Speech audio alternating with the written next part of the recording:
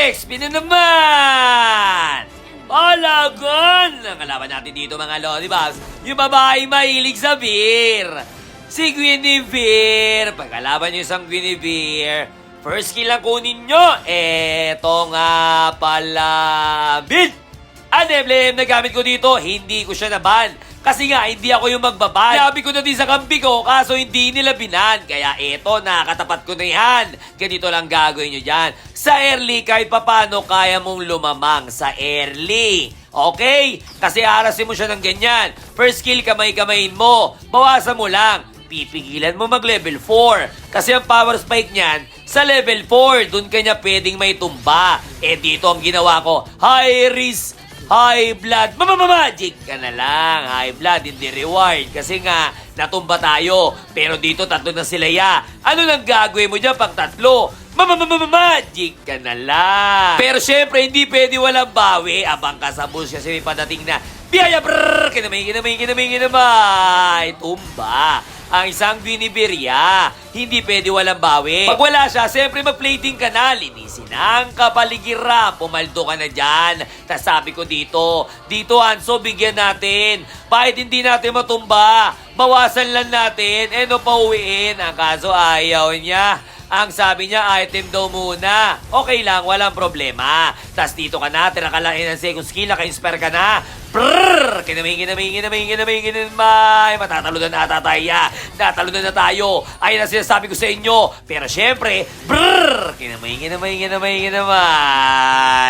Galawan mo lang. Magtira ka lang ng ng second skill. Huwag ka magbe-burst doon kasi mayayari ka. Tas dito may gulo na. Kinakamay ko na sila. Mali pa ako. Tingnan mo gagawin ko dito.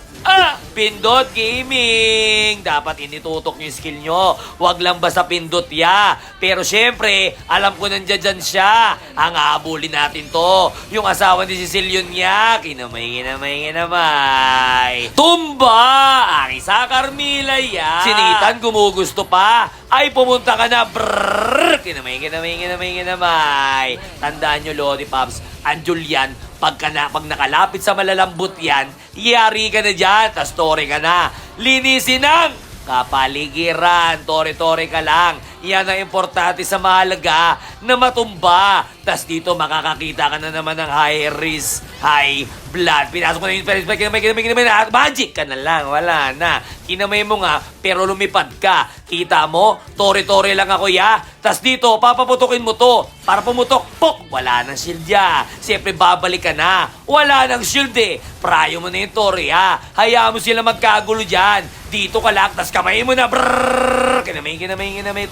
Tore. Ang kaso nga lang, ba't hindi mo tinore ya? Ang nangyari dyan, magic ka na lang. Tore kasi. Tapos dito, tore na naman. Nakita nyo yung ginawa ko, tol?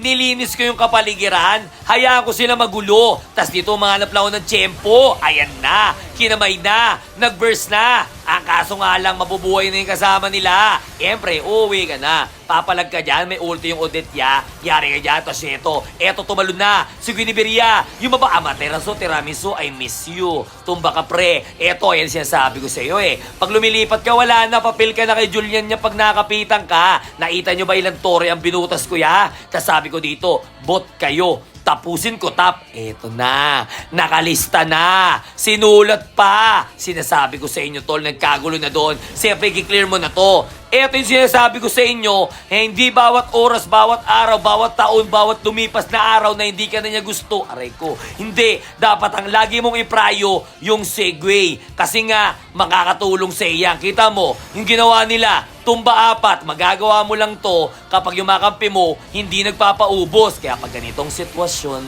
wala ka ng ibang iisipin. Ice cream lang ang iyong papaluin kasi magbibigay sa inyo ng win! Victory!